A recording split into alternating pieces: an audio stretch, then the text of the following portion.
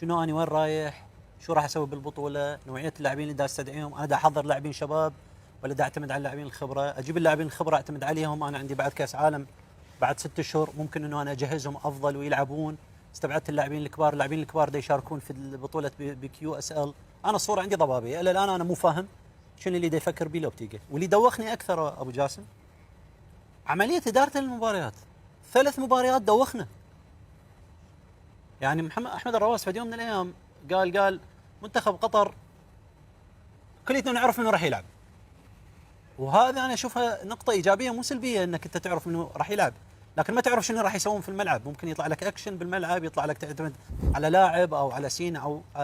على صاد، الاستقرار دائما يولد نجاح، وهذا كل متفق عليه، واحنا البارحه كليتنا اشكل على مدرب الكويت. انا شغله مدوختني اليوم في مباراه اليوم صراحه، يعني صدعتني. انت عندك 1% انك انت اهم شيء تفوز، حتى ال1% ممكن انه تصير